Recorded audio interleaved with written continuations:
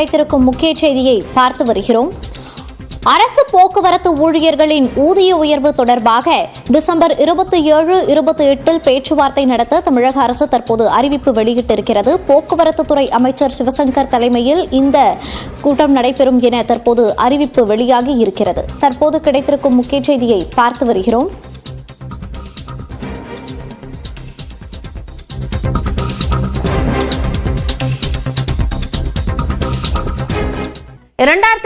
சட்டமன்ற தேர்தலில் திமுக கூட்டணி சரித்திர வெற்றி பெறும் என்று முதலமைச்சர் மு.க. ஸ்டாலின் நம்பிக்கை தெரிவித்துள்ளார். திராவிட முன்னேற்றக் கழகத்தின் தலைமை செயற்குழு கூட்டம் அண்ணா அறிவாலயத்தில் நடைபெற்றது. கூட்டத்தில் உரையாற்றிய திமுக தலைவரும் முதலமைச்சருமான மு.க. ஸ்டாலின் திராவிட மாடல் ஆட்சியின் சாதனைகளை பட்டியலிட்டதுடன் 2026 சட்டமன்ற தேர்தல் இலக்கு குறித்தும் எடுத்துரைத்தார். சட்டமன்ற தேர்தல் காலத்தை நாம் எதிர்நோக்கி இன்னும் 1.5 ஆண்டு காலத்தில் சந்திக்க போகிறோம். 7வது முறை ஆட்சி அமைக்கணும் என்பதுதான் நம்முடைய இலக்கு. சட்டமன்ற தேர்தலில் 200 தொகுதியில் நம்முடைய கூட்டணி வெல்லும். என்னுடைய இந்த நம்பிக்கைக்கு ஆணிவேர் தான் நீங்கள். திமுகவின் கொள்கை கூட்டணிக்கு எதிராக பலரும் அரசியல் கணக்கு போடுவதாக கூறிய முதலமைச்சர் வெற்றி திமுக கூட்டணி வசம்தான் என்று நம்பிக்கையை வெளிப்படுத்தினார். இந்த கொள்கை கூட்டணிக்கு எதிராக பலரும் அரசியல் கணக்கு போடுறாங்க. நான் உறுதியா சொல்றேன், நம்ம கொள்கை கூட்டணிக்கு எதிராக அவங்க போடுகிற கணக்கெல்லாம் தப்பு கணக்குகளாகத்தான் ஆகும்.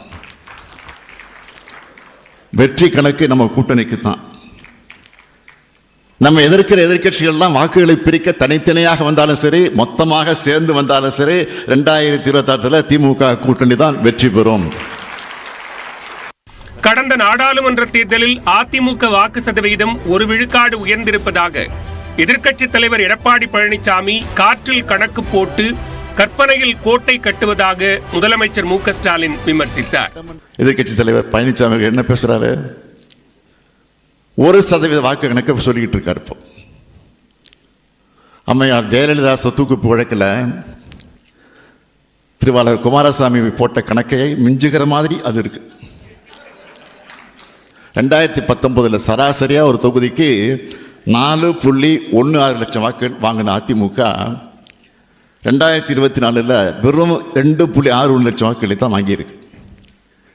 ஒவ்வொரு தொகுதியும் சராசரியா 1.5 லட்சம் வாக்குகளை இழந்திருக்கு எடப்பாடி தலைவரான அதிமுக.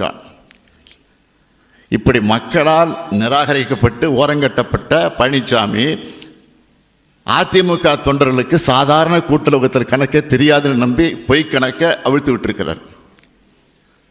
அவர் சொன்ன கணக்கு அடிப்படை அறிவுள்ள அதிமுக நிச்சயமாக கேட்டு ஒத்துக்க மாட்டாங்க, சிரிச்சுக்கிட்டு இருக்காங்க. அம்பேத்கரை கொச்சைப்படுத்திய அமித்ஷாவை எடப்பாடி பழனிசாமி கண்டிக்காதது ஏன் என்றும் அவர் வினவினார். கோழைச்சாமியான இருக்கக்கூடிய பழனிசாமி டங்ஸ்டன் சுரங்க அனுமதிக்கு எதிராக பாஜகவை கண்டிச்சாரா?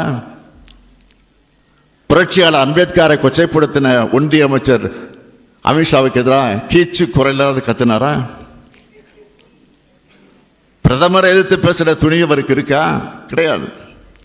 யார் ஆட்சிக்கு வர வேண்டும் என்று சொல்லுகிற அதே நேரத்தில் யார் வரக்கூடாது என்பதை மக்களுக்கு புரிய வைக்க வேண்டும் என்றும் திமுகவினரை முதலமைச்சர் கேட்டுக்கொண்டார். வெல்வோம் 200 படைப்போம் வரலாறு என்ற முழக்கத்தை கூறி தனது உரையை முதலமைச்சர் மு.க. ஸ்டாலின் நிறைவு செய்தார்.